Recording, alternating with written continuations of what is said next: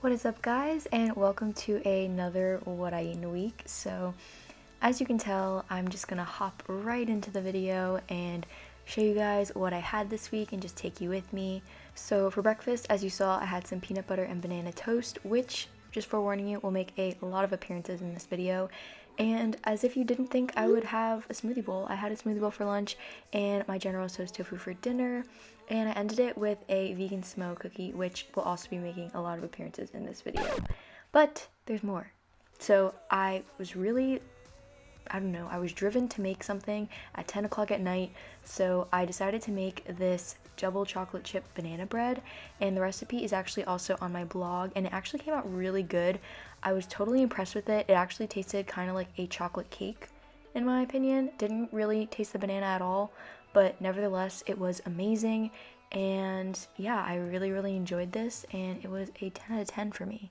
So on to Monday. You guys already know the deal. I started my morning with a smoothie bowl and some chocolate granola, and then I got a little hungry, so I had one of the pieces of the chocolate banana bread that I made, and then I did my morning workout. So I've recently had a couple of workouts that I always go back to, and this one was like the 20-minute Tabata leg workout from Growing Nanas, I think is what her channel is called. I'll link it in the description box, but I love that workout. It gets me so hyped every time. And I had this weird craving for burgers, so I decided to make a veggie burger, which I hadn't had in a while, and it really hit the spot because it was really good. But yeah, I had that for lunch, and for dinner we are making some General Tso's tofu. So you can actually also find this recipe on my blog as well, but I'm sharing it here just because.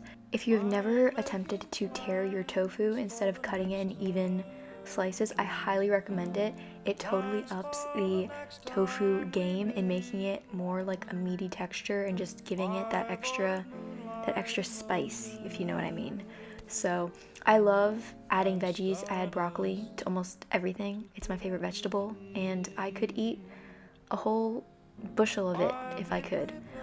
But all that set aside, this dinner was very much enjoyed, and I also added avocado to it. So if you've never added avocado, also highly recommend it. It makes it so creamy and so good. And then to wrap it up, I had another one of the vegan smo cookies while finishing my book, and oh my god, the book was amazing. It's The Invisible Life of Addie LaRue by V.E. Schwab. If you've never read it, this is your sign to go get it and read it right now because it was just amazing.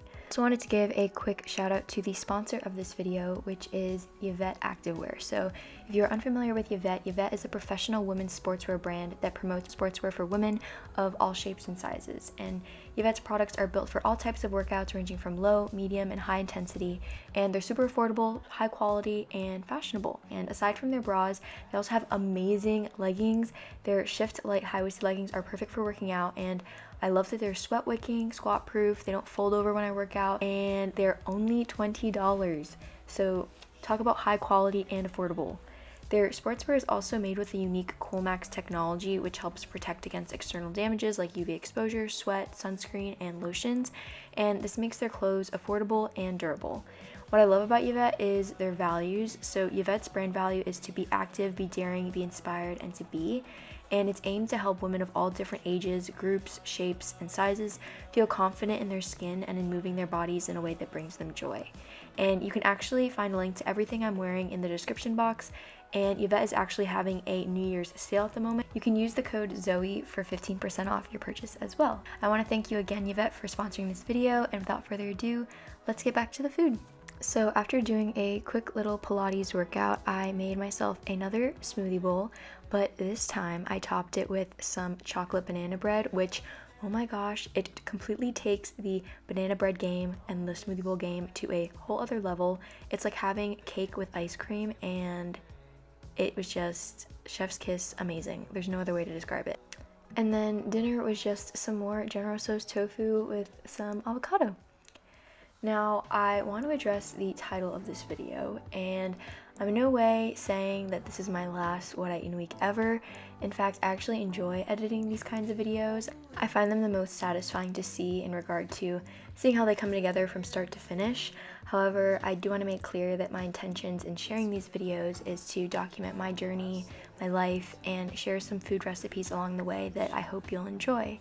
And I'm not saying that you have to eat a certain way, and my hope is that these videos can show you that food isn't something to be feared but embraced, because if you let it, food has the power to nourish you and to heal you.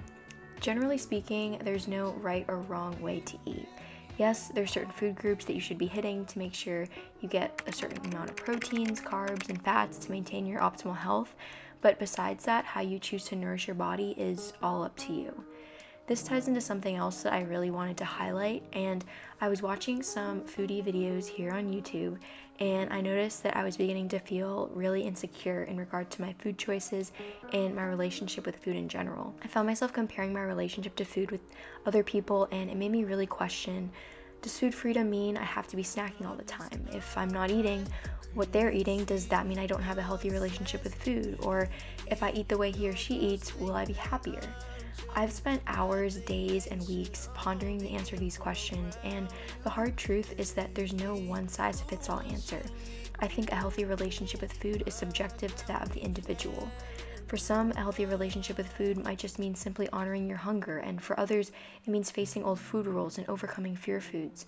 But regardless of what your definition of food freedom is, what is the most important is how it makes you feel, and I hope it makes you feel safe, loved, and enough.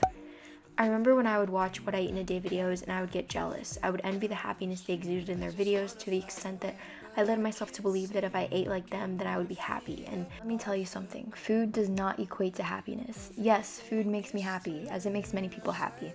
A milkshake would most definitely turn any frown upside down in my book, but happiness isn't something meant to be solely sought out externally, and it's something that must be first found within yourself. You can't rely on food in your body as the foundational source of your happiness, because those things are always changing. I would like to say I consider myself recovered from my unhealthy relationship with food. Compared to this time last year, I'm in a much happier place with food in my body. I no longer stress so much about what I'm eating, and when I do have my lows, I'm strong enough to do what is necessary and prioritize my mental health and overall well-being. Food no longer rules my life because I know that my worth is not attached to how I choose to feel my body. I choose to base my worth off of the innate knowing that we're born on this earth with the intention of connecting and embodying our birthright to living a life filled with love and abundance. I feel that I've led all of us on a long tangent, but to sum it all up, you do you. If you love eating a donut every day and that puts a smile on your face, go do that. If you love filling your plate with lots of veggies, sweet potatoes, and tofu, and that leaves you feeling happy and whole, go do that too. Eat what makes you happy. Don't eat for others. Nourish your body for you. And if someone has something negative to say about it, know that it has nothing to do with you, but has everything to do with the inner conflict they might have going on within themselves.